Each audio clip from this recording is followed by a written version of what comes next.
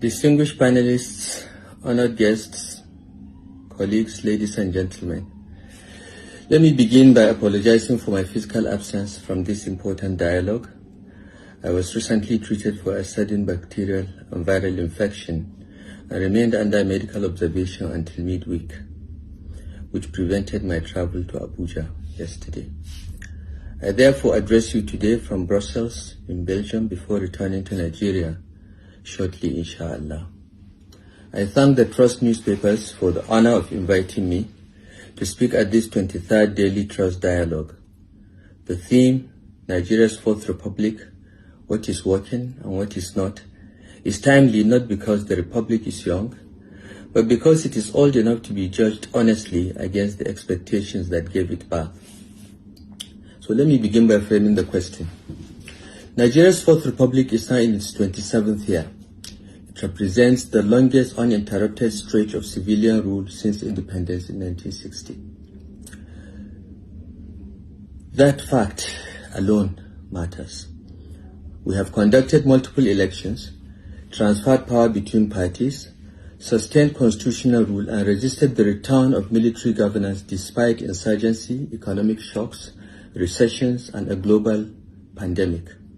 This endurance deserves recognition. It reflects not only the actions of politicians and institutions, but also the patience and democratic commitment of ordinary Nigerians. However, endurance is not the same as progress. Stability is not the same as prosperity. And elections alone do not equal good governance. The central question before us is this: has the Fourth Republic delivered security, justice, opportunity, and dignity to the majority of Nigerians? My short answer is this: it has delivered some gains, but it is failing in fundamental ways. I will therefore make 5 propositions. First, the Fourth Republic has recorded some real achievements. Second, it is democratic in form, but increasingly centralized and coercive in substance. Third, its failures are structural, not accidental. Fourth, the binding constraint is not democracy itself, but weak state capacity and poor leadership quality of political office holders. And fifth, unless these failures are addressed, public faith, especially among young Nigerians, will continue to erode with serious consequences for the survival of the Fourth Republic. So let me begin with what I think is working about this republic. Number 1, in my view, is civilian continuity. Since 1999, Nigeria has remained under civilian rule. Courts sit, legislatures function, governments change through election and not coups. In an African context, this is no small achievement. Military rule has largely lost legitimacy as a solution to Nigeria's problem. This alone is progress. Number 2, federal pluralism. Nigeria remains a federation, strained, imperfect, but still plural. Some state governments matter. Governors remain powerful political actors. Subnational governments deliver most education and healthcare services and employ the majority of public servants in Nigeria. This pluralism has prevented complete political monopoly and allowed pockets of success in some states, even where the center fails. The third is political competition. Nigeria does not have a permanent ruling party, and that is an achievement compared to countries like Uganda, Tanzania, Rwanda, and even our neighbor, Benin and Togo. The PDP governed for 16 years. The APC will not govern forever. It is likely that in 2027, the APC will be gone. Power therefore remains contestable. This distinguishes Nigeria from dominant party systems elsewhere on the continent, some of the countries that I've mentioned. However, and this is critical, competition has not yet matured into accountability and good governance. Elite circulation has outpaced institutional consolidation. Parties remain weak, personality-driven, and transactional. The fourth is selective economic and industrial gains. Nigeria has experienced episodic progress, There were years of growth driven by macroeconomic discipline and infrastructure investment. Nigeria became a net exporter of cement, thanks to Dangote and other cement manufacturers. The Dangote refinery positions us towards self-sufficiency in refined petroleum, petrochemicals, and fertilizer. Again, that is progress. These are not imaginary achievements. They demonstrate that democracy, when focused, can deliver, but they are uneven, fragile, and easily reversed. I will now go to what is not working. Now let us turn to clearly to what is clearly not working, and here a bit of candor is required. The first is we have governance without accountability. Nigeria has built the forms of accountability faster than in the substance. We conduct elections, create agencies, announce asset recoveries, but accountability by those governing remains selective and episodic. Corruption has become dangerous for some that are in opposition, negotiable for others that are sitting on the fence and want to move to the APC, and invisible for those aligned with power. APC members are never accused of corruption. This cost is not abstract. It appears in unpaid salaries, abandoned projects, decaying infrastructure, and widespread cynicism. When laws are enforced unevenly, deterrence collapses. And when deterrence collapses, trust evaporates. And this is what is happening in Nigeria today. The second thing that is not working is what I call centralization without capacity. Nigeria operates one of the most centralized fiscal systems among federations, yet expects states and local governments to deliver most frontline and critical services like primary education and healthcare. Authority, responsibility, and funding are badly misaligned. This is not an accident. It is a design flaw, one that contradicts the 1954 federal consensus for a loose federation with strong regions and a limited center that our founding fathers agreed in the UK. Since 1966, successive governments, military and civilian, have entrenched this unitary federalism. The result is predictable. Everyone looks up to Abuja for money, looks downwards for excuses, and sideways for scapegoats to blame. A system that centralizes power but diffuses responsibility will always fail by design. But by design means we can fix it. The third is insecurity and the breakdown of the social contract. Insecurity remains Nigeria's gravest crisis. Insurgency, banditry, kidnappings, and criminal violence have displaced millions and devastated livelihoods.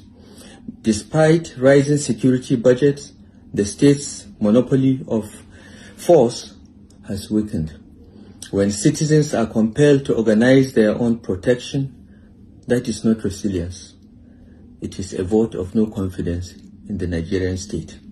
No republic can endure when security becomes a private commodity available only to those who can afford it. The fourth area that is not working is economic hardship and inequality. Nigeria may record GDP growth, and you will hear today from the government representative talking about over 4% projected GDP growth for 2026. But the lived reality is harsh and different from this rosy picture. Poverty remains widespread. Inflation, especially food inflation, has destroyed purchasing power. Policy shocks have accumulated without buffers.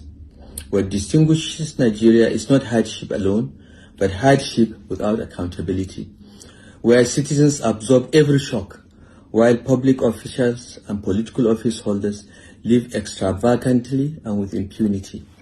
This breeds anger, and anger, when combined with frustration and hopelessness, is politically dangerous. The fifth area where things aren't working is law, justice, and democratic erosion. The law should protect citizens, not terrify them. Yet, We have seen in Nigeria prolonged detention, selective prosecution, and investigative fishing expeditions that have weakened confidence in the justice system. When law enforcement is weaponized against political competitors, democracy erodes quietly but steadily, and this is what we've seen happening in our country today. The courts remain the last refuge of anyone that feels persecuted. But when justice is doubted, when judges are compromised, the republic itself is weakened. What must change and must stop, I will go into now.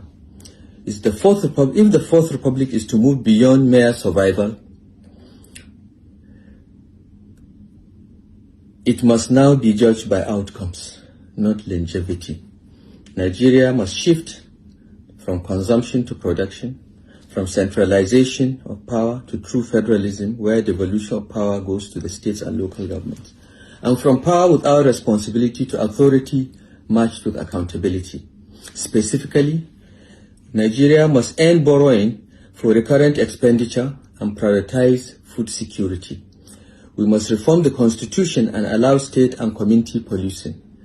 We must devolve resource control and economic authority to the states. For instance, mining and minerals should be devolved to the states because the states control land, among other things.